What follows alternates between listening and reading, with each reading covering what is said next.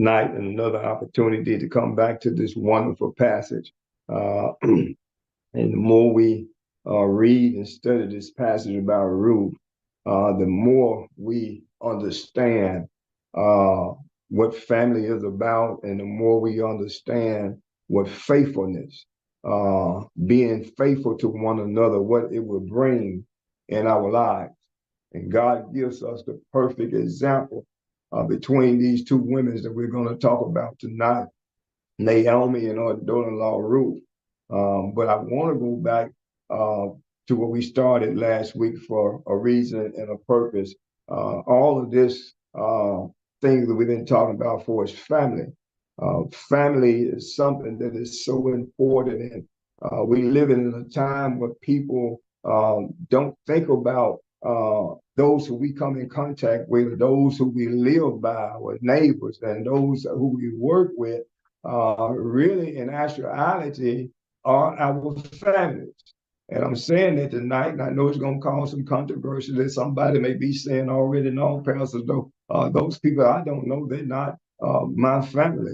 So I want to go back again tonight to reiterate before we get back to the text that at some point in life, uh, we all are family. When I was looking at that, when we think about family, we need to quit saying that, we don't care. They ain't no kin of mine. When people are going through in life and they may live down the street and they going through a hard time, and people will say, well, they're not none of my family. I'm not going to do anything, or I'm not going to help. We need to be careful when we take that approach, and also when we take that attitude. And when I said it, I was thinking about, because Adam and Eve, we all are kin to one another. When God created the heavens and the earth, God, the Bible tells us that, he created Adam and Eve, and he told them to multiply and replenish the earth. So we all came from Adam and Eve. And I want to talk about tonight family and how important it is to have family, faithful and merciful and loving you. And I know I said it on last week, but I want to show you this again tonight because it's so important in this day and time in which we live that we understand what family really is. And I got a little diagram tonight. I hope you can see it. But when we think about this and we look at this, how we spell out family, Family.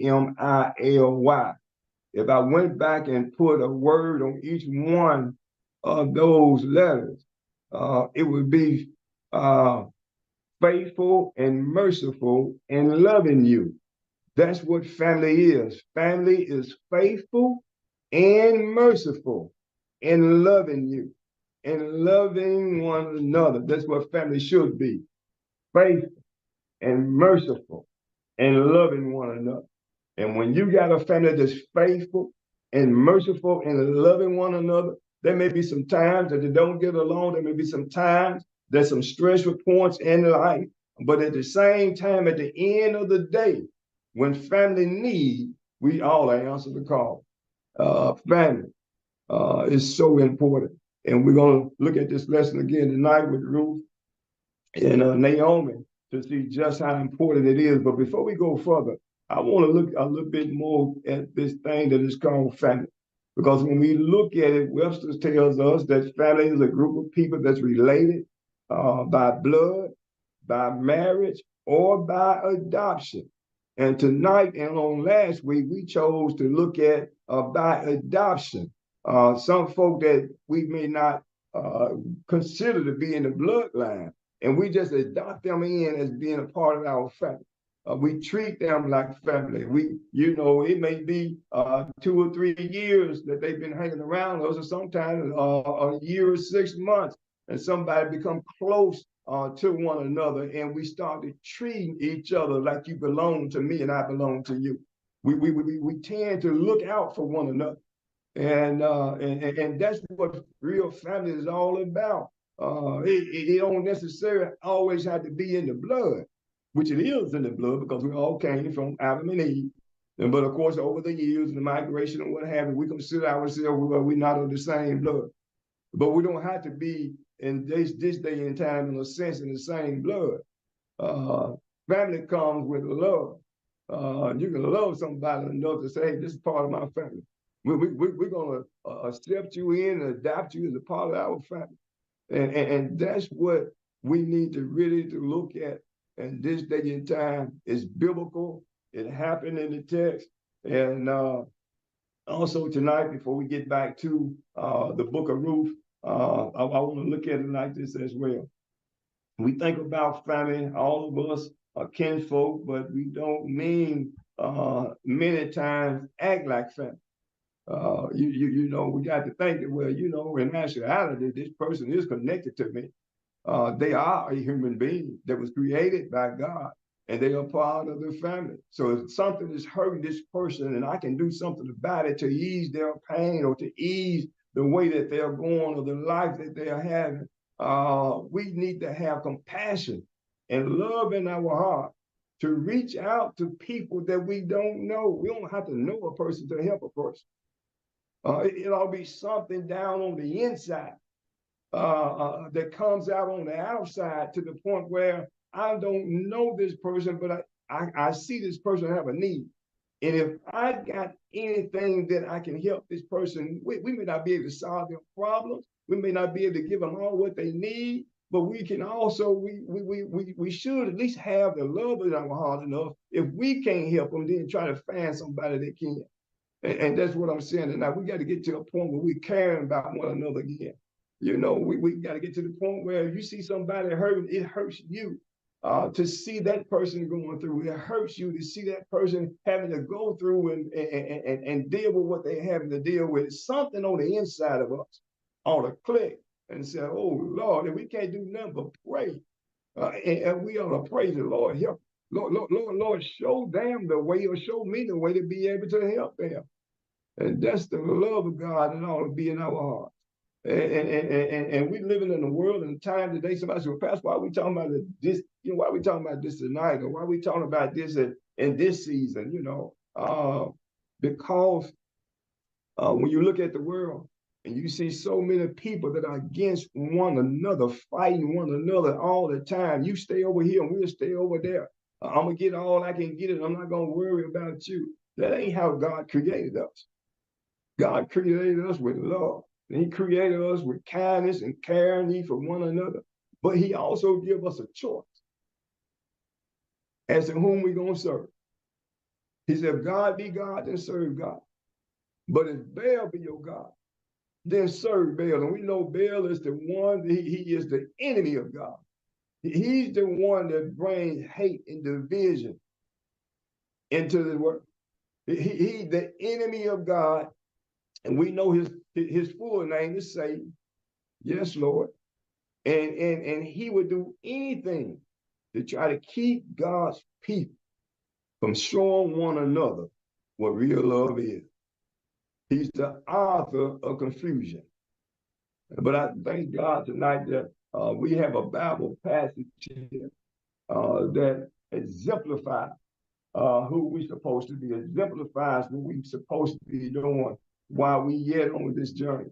And as I was thinking about that, I came back to the text tonight in the book of Ruth, and I want to go to chapter 2, if you will. And if you will, just let me reiterate real quick what was going on in the story. We know that Naomi, her husband had died, Elimelech, and also not only her husband had died, but also her two sons had died as well. And when her two sons died, Mahlon and Chilion, both of her sons died, and they was married to two Moabite women. And after they had passed, Naomi decided that she was going to go back home. And Naomi, two daughter-in-laws, one by the name of Ruth and the other by the name of Oprah. They loved their mother-in-law. She took them in and she treated them like they were somebody. She treated them like, hey, you're my son's daughters, and now you're my son's wife, so I'm going to treat you like daughters. And that's what we are supposed to do. Even in family today, we have a problem with families coming together, even if they have married into the family. And we treat them, I ain't gonna say we, but people treat sometimes, let me just say it like this, we treat them as if they're not any kin, that there's no attachment there. And a lot of times it may not be nothing that the person has done. People just get in their head and get an idea in their mind that, well, I'm not going to receive you in. I don't like you. I don't like you just because of how you look. I don't like you just because how you carry yourself. I don't like you just because you think you somebody or more than me and all that. And we'll let the devil come in and just give us all this stuff of reasons why we shouldn't like this person. And that person, 9 times out of 10, probably hadn't did anything to anybody. As though the person has to live up to what our expectations, what they should be.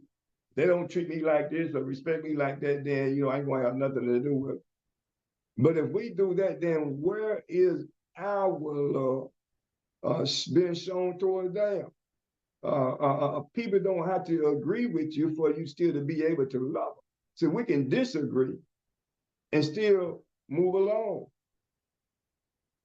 That don't mean that we have to hate the person because they don't see things the way that we see God.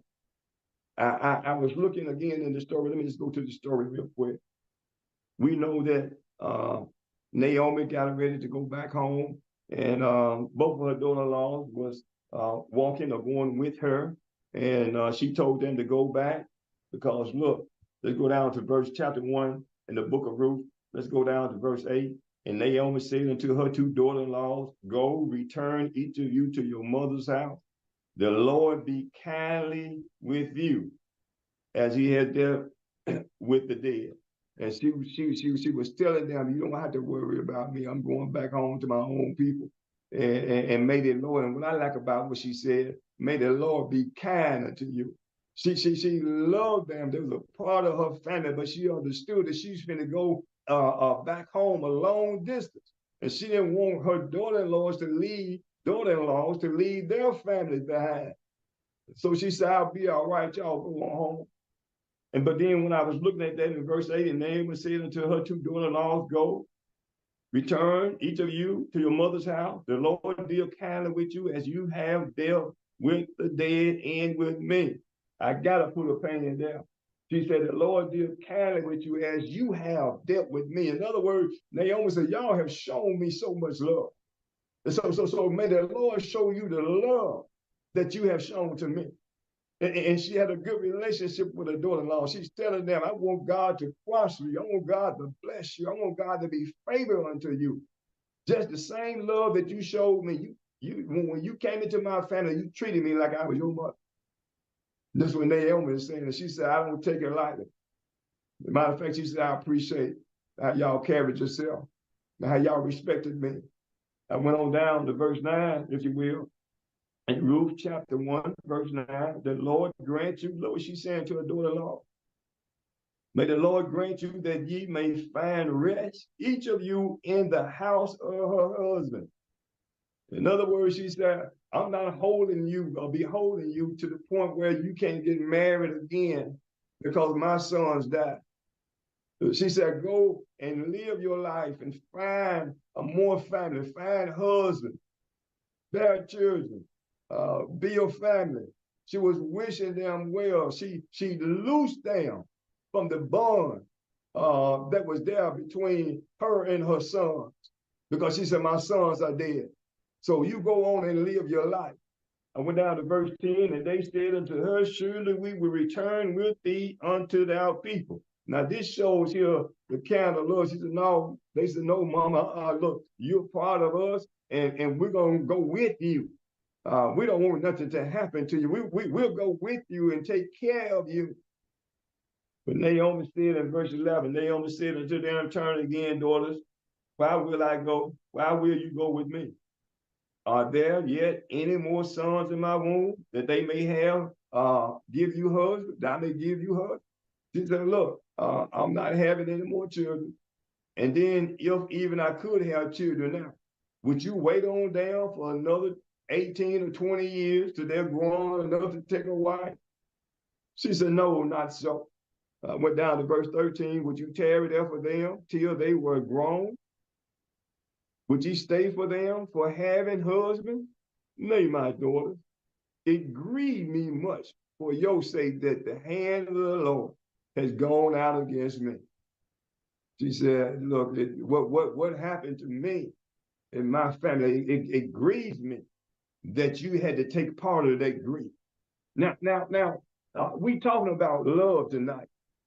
And Naomi, even in the state that what she was in, she going back to a place she been gone from a long time. But she was willing to release her daughter-in-laws. She didn't want to tie down to her trouble. She said, if I got trouble, when I get where I'm going, if I still be in trouble, I don't want y'all to take on no part of that. But then when I went down to verse 14, if you will, and they lifted up their voices again, they lifted up their voice and cried again. They already had been crying. Now they cried again, compassion. And Oprah kissed her mother-in-law, but Ruth cleaved unto her. Oprah decided, she said, thank you, mother-in-law. She decided to get ready to go back home. But Ruth said, no, I can't leave you. She said, she cleaved unto her. Look at verse 15. And she said, behold, our sister-in-law is gone back. Go on back, Naomi.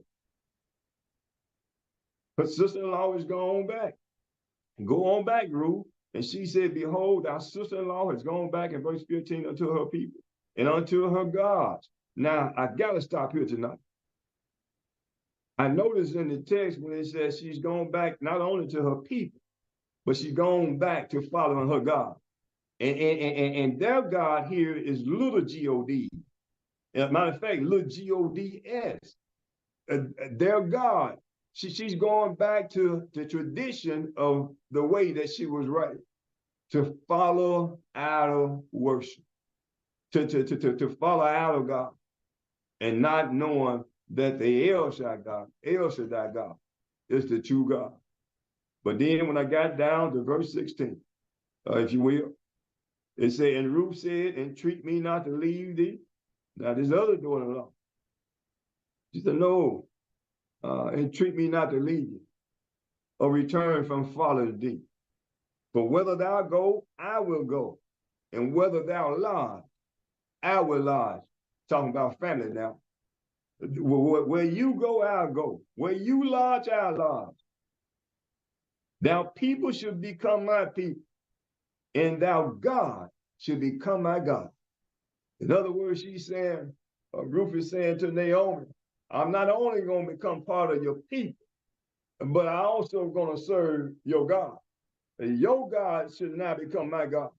And what I'm saying tonight, when you talk about a real family, when you talk about a Christian family, when you talk about Christianity and people that we know in life that we consider not to be a part of our family through the bloodline, in a sense, we say you're not part of my family through the bloodline.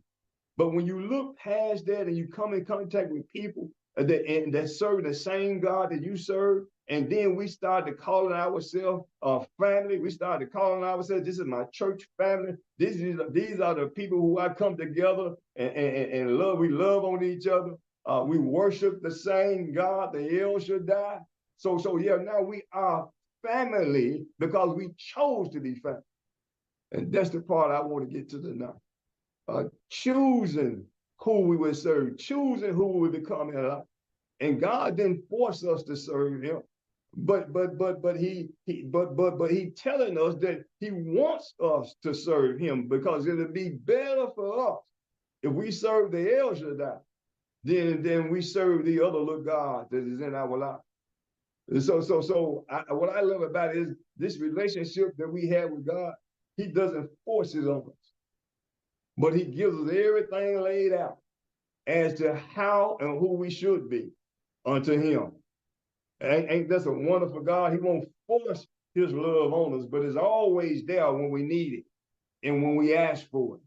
I was looking again at Ruth here in chapter 1, And I went back to verse 16. Ruth said, entreat me not to leave thee, return from following thee. For whether thou go, I will go. Where thou lodge, I will lodge. And and thou people shall be my people, and thou God shall be my God. She chose to serve the El Shaddai God, the God of heaven and all the earth. Went down to verse 17, look what it says. Where thou didst, will I die. Where thou diest, I will die. And there will I be buried. The Lord do so to me, and more also with all, but death part thee and me. Look what she's saying. We are family. I'm going to go where you go. I'm going to have the troubles that you have. Whatever is going on in your life, it goes on in my life. And so she chose to be a part of Naomi's family. And she said, because I chose to be a part of your family, your problem now becomes my problem. Because I love you and I know you love me. So we are family. But not only are we family, we're going to act like we family. Because many times this day and time, some people call themselves family, but they fight one another. They're fussing and fight, pulling one another down, pushing one another away. And we're supposed to be family. Tragedy come in life, and the whole family get disarrayed. Start to fighting with one another, pushing this person out. But that's not how it's supposed to be. And Naomi and her daughter-in-law, Ruth, is starting this thing off as they're talking to one another, what their intentions are. And that's what I like about it. They let each other know what their intentions are. I'm not just going with you, but I want you to know why I'm going with you and how I'm going to go with you. Verse 18, when she saw that she was steadfast minded to go with her, can I put a pin there? When Naomi saw that Ruth was steadfast minded, she had a made up mind to go with her. Then she left from speaking unto her. She said, let me leave it alone, because I know your mind is made up that you're going with me. My God going to be your God, and my people going to be your people. She said, we family, and we showing up family now. So when Naomi left off, and I like how the Bible said it, that Naomi left off from speaking unto her about it. In other words, she received what Ruth was saying, and she became as her own daughter.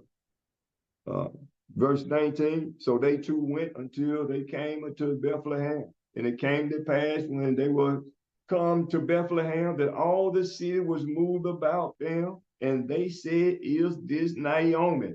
When she got back home to her kinfolk, they recognized who she was.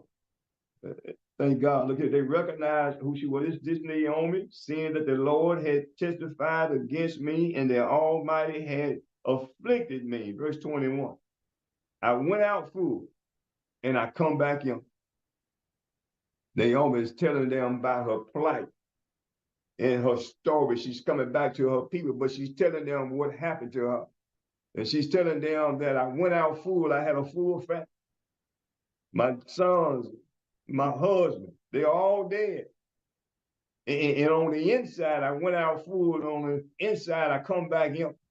But then look what happened in verse 21. I went out full, and the Lord had brought me home again empty. Why then call me Naomi, seeing that the Lord had testified against me and the Almighty had afflicted me? Now, this is a natural thing to happen when you lose your family and your loved ones. She was bitter.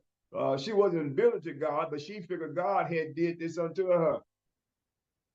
And I thank God here that she had Ruth to depend on. Because see, sometimes even in the state where we serve God and things happen in life and we get all disarrayed and we kind of knock us off our balance a little bit. We're not thinking right all the time. But thank God, God had put Ruth there with Naomi. to take up the slack when she needed it. And that's what family do. Sometimes we got to take up the slack for other folks when they're going through stuff and they become disheartened. Naomi, she was somewhat of a bitter spirit because of what happened to her, but she did not turn her back on God. She was just in a bad state. And her family came in, Ruth. In verse 22, so Naomi returned in Ruth, the Moabitess, her daughter-in-law, with her, which returned out of the country of Moab, and they came to Bethlehem in the beginning of barley harvest. And I know we went over this last week, but the Spirit is telling me to go back again because see, every time you go to the field, there's some gleaning that still need to be done. So we're just gonna do some gleaning tonight. To just to know that, Brother Larry, let me know when our time is running out tonight too, about 10 hours. We're just doing a little more gleaning from last week. I kept reading the story, and every time I would read it, I would just say, hallelujah, thank you, Lord, because there was more there in the story. Look at chapter 2, the book of Ruth.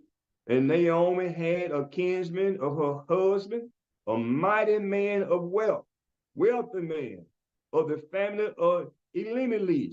In his name was Boaz. He was a cousin to her dead husband. And he was there back in Bethlehem. He was there back in the holy nation. And look at verse 2. And Ruth the Moabitess said unto Naomi, let me now go to the field and glean ears of corn after him, in whose sight I shall find grace. Now, we got to start there tonight. Naomi then let Ruth know who this man is. He's a cousin to my dead husband, Elimelech. And Ruth says here in verse 2, let me now go into the field and glean ears of corn after him, whose sight I shall find grace.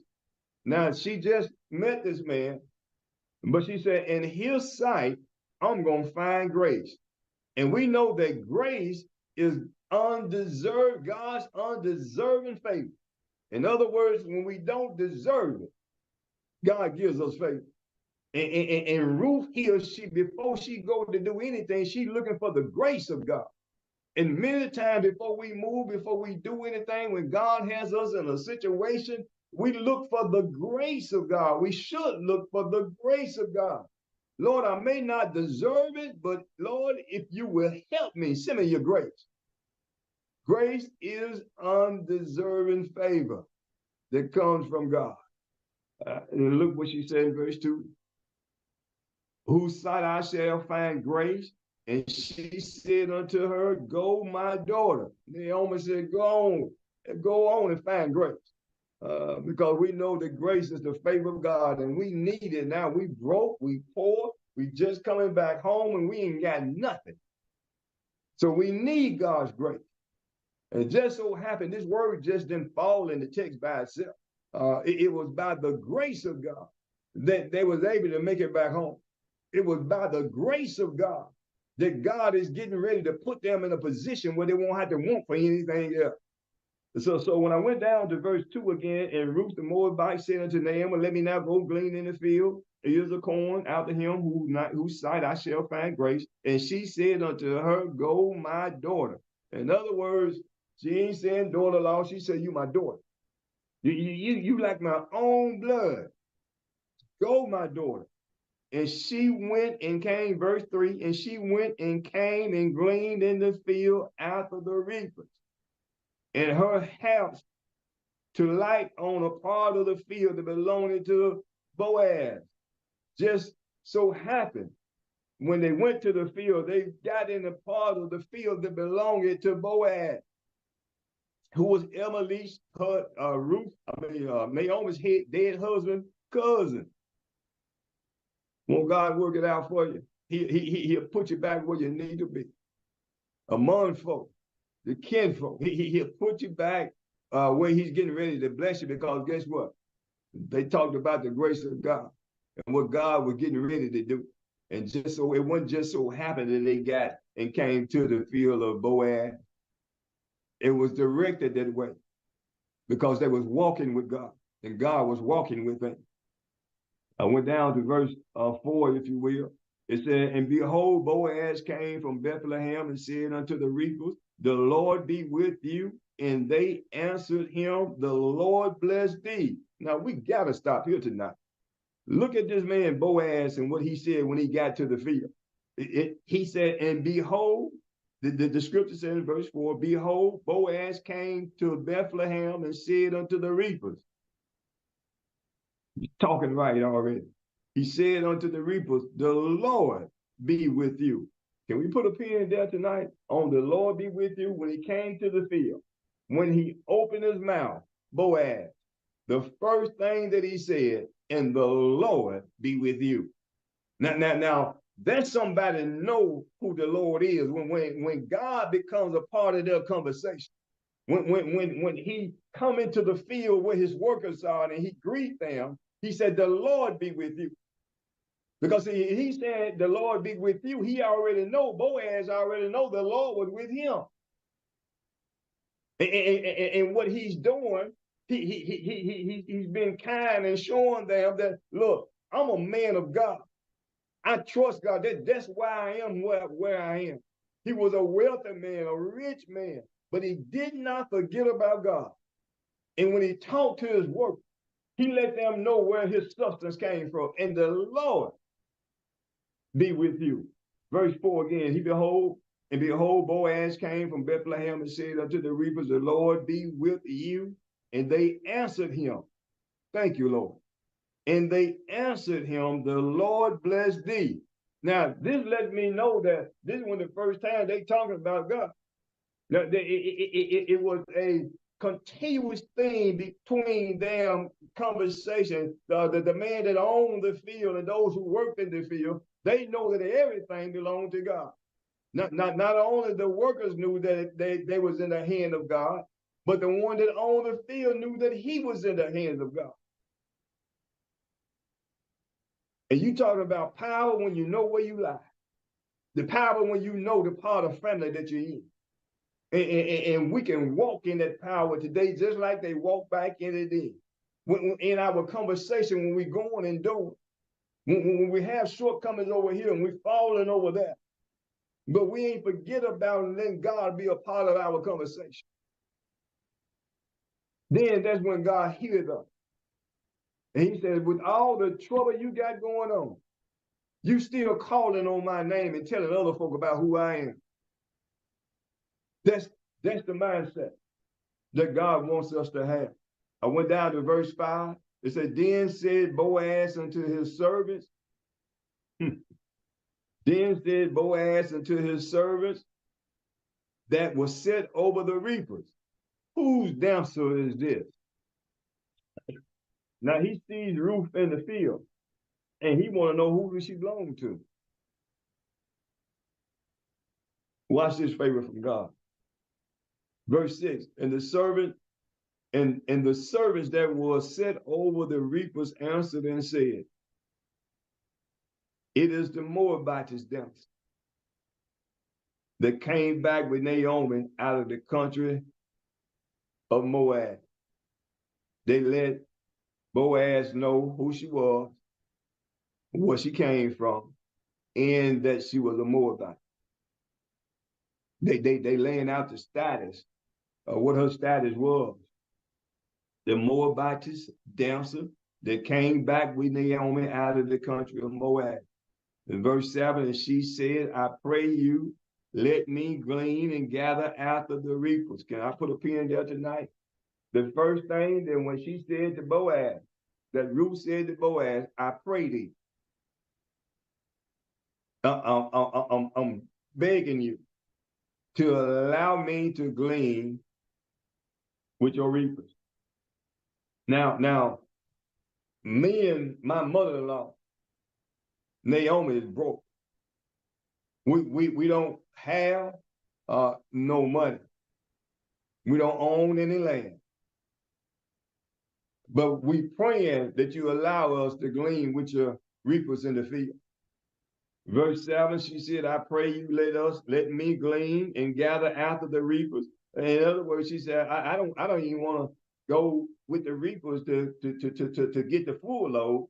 just the stuff that fall on the ground that they don't turn around and come back and get. I just wanna glean the things that's left behind. Whatever it be, we'll be grateful for it. I'm not asking you to let me walk with the reaper, but let me just glean behind the reaper, whatever that is left behind. If I can just have a morsel of bread, a barley of wheat, we will be grateful. And I'm saying that way tonight because, see, we have to be understanding and to know that God don't have to bless us, but it's according to how we carry ourselves, would dictate and depict the blessings that we have coming. Look at the humbleness that she had in her. And God, when we like that, God is getting ready to do something. When we know how to go before God and behave ourselves and remember that we are children of God, and Lord, I'm depending on you to work this thing out for me. So when I open my mouth, God, bless my mouth that I said the right thing. Bless my attitude that I act right. And then when I went on down to verse 7 again, and she said, I pray you, let me glean and gather after the reapers among the sheaves. So she came and had continued even from the morning. She'd been working all day until now that she tarried a little in the house. The only time she took a break, and she went in the house, and the Bible said here for a little while. She didn't go in there and sit down, praying about what she didn't have. No, she just went in and took a break, probably drank some water, and she came right back out and got back in the field. What am I saying tonight? I'm saying that when we asking God for something, we depending on God to move in our life, act like we want God to do something. We got to be careful not to go and lay down on God where I've been asking God all day. I'm tired. I ain't going back and asking again. If we keep what our need is before God and have the right attitude, God said, then you're putting yourself in line for a blessing. And as we continue to read the story, we're going to see and find out that she was lining herself up for a blessing. And when I think about that, this story, I can't get enough. I read it and read it and read it. And every time I read it, just something else that's there. But if you will, let me just go to verse 8. I know our time is about up. We got about a couple minutes. But just let me end it this way tonight. There's so much in this lesson. I don't know how long God has us here. That's how long we're going to be there. But it's so much for us to hold on to and just to reap the benefits of knowing what real family is, knowing what real love is, and knowing what real respect is. And these ladies is operating all three. And because of that, God getting ready to do something. I'm gonna just stop there tonight. I can go to verse 8, but we'll stop there tonight till next week. But like I said, every time I read this lesson, it just does something to me. When I think about family and what these ladies had gone through, what they're still going through, but their attitude while they're yet going through, it speaks volumes. So as we read on this week and study this more, I ask that you just dig down deep and study it a little more. We're going to continue to go forward, and God said the same. So I just thank God for everybody on tonight. Let us keep that mindset that we are family.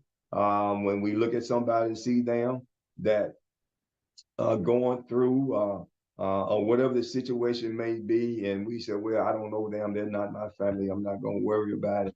But in actuality, we are called to be greater than the mindset of what that is. We're called to do things maybe beyond what we feel that we could do, or maybe beyond what we want to do. But when you have the love of God in your heart, trusting God not only for what you have, but also trusting God for what he can use you to give to others and to help others with, That's what the world needs more today than anything. More love, more compassion, and more patience with one another.